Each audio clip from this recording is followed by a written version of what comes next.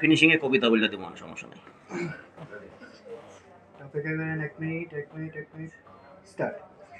তো বিজ্ঞাপন বিরতির পরে আমরা আবার ফিরে আসলাম।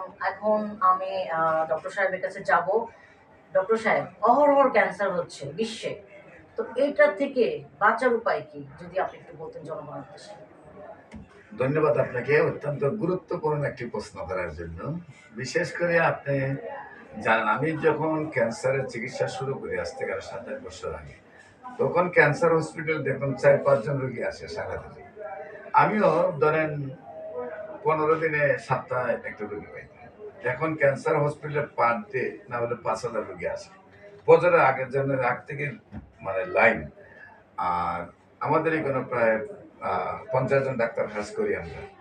আল্লাহর অশেষ রহমতে সকাল 9টা থেকে রাত্রি 9টা পর্যন্ত কাজ করতে হয়। এরপর রোগী দেখা শেষ করা যাচ্ছে না।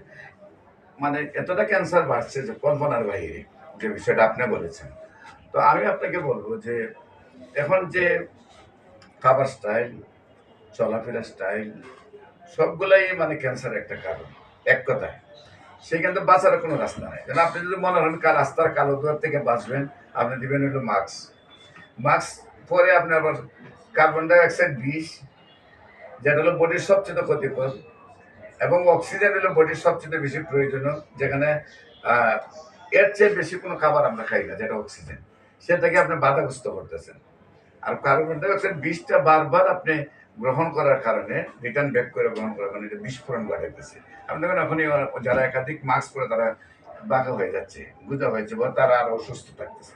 কিন্তু এদের ধারণা যে মাস্ক পরার কারণে কিছুটা ভালো আছে না, মারা যাইত। কিন্তু আসলে মাস্ক পরেও আমরা কিন্তু শান্তিতে নাই, মাস্ক পরে আমরা আরো অসুস্থ হচ্ছি। দ্বিতীয়ত ওয়েদার, খাবার যদি বলে খাবার স্টাইলে প্রত্যেকটা জায়গাতে আমার ভাই যেটা বলেন কীটনাশক ওষুধ, ফরমালিন থেকে বাঁচার কোনো রাস্তা নেই। এখন যে জিনিসটা, হাঁটা চলাফেরা নাই।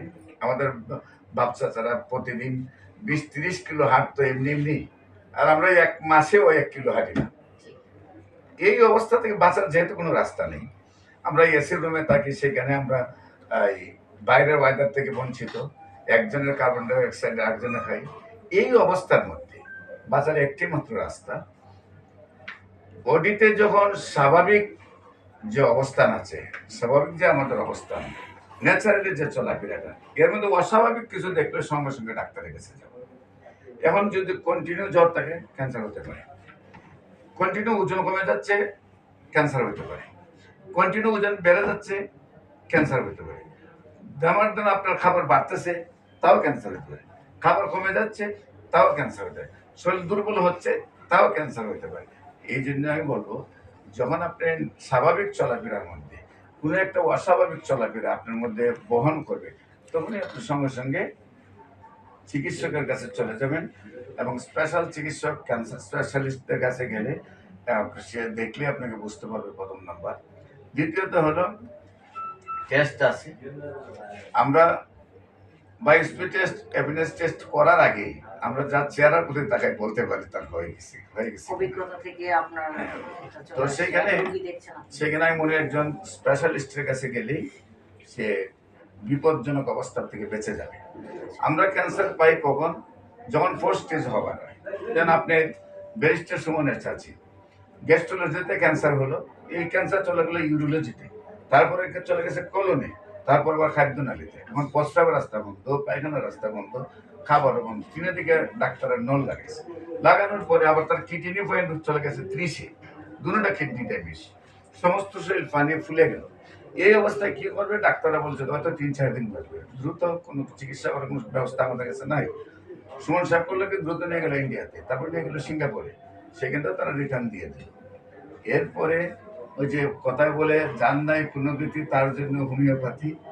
আমি চিন্তা করলাম দেই না কিছু, দেখি কিছু হয় কিনা। আল্লাহ রসের সমতনে আজকে 20 বছর যাবৎ জীবিত আছেন, এবং এখন উনি স্ট্রংলি কাজ করতে পারেন। ব্যারিস্টার সুমনের পিছনের বাড়ি ওনার বাড়ি। আমি কিছুদিন আগে উনি দাওয়াত দিয়েছেন, গিয়ে দেখি উনি দানের বোঝায় টানতেছেন। মানে প্রায় এখন 60 বছর বয়সে, এখনো 30 বছরের যুবতী হিসাবে উনি কাজ করতেছেন, এমন একটা অবস্থা। তো আমি বলবো খাবার অভ্যাস যা আছে আছে, সেটা চেঞ্জ করার যাতে কোনো রাস্তা নেই। তারপরে যতটুকু বেঁচে দেখা যায়, আপনার সবুজ শাকসবজি, এবং তেল জাতীয় মাছ অ্যাভয়েড করে খাওয়া ভালো।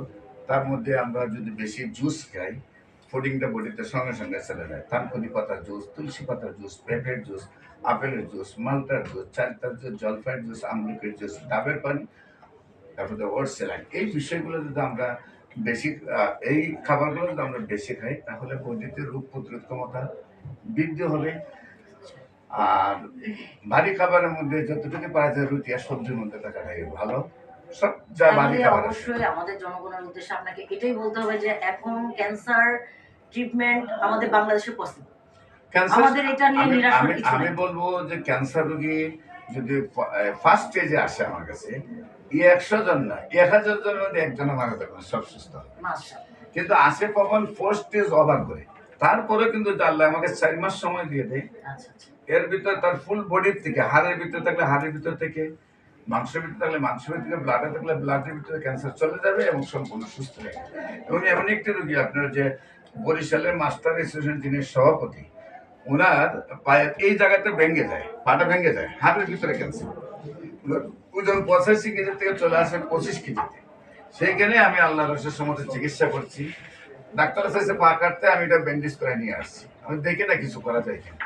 পা ক্যান্সার মুক্ত হয়েছে, পাটা জোড়া লাগছে, এখন উনি আবার 85 কেজি ওজন, এবং উনি তো ভোলা মাস্টার অ্যাসোসিয়েশনের সভাপতি, ওনাকে সবাই চেনে। আল্লাহর রহমতে সুস্থ আছেন। এই তো আমি পর্যায়ে আমরা আপনাদের আবার দেশবাসীকে বলবো, এটাই ক্যান্সার হলে আপনি ডাক্তারের কাছে আসবেন নয়।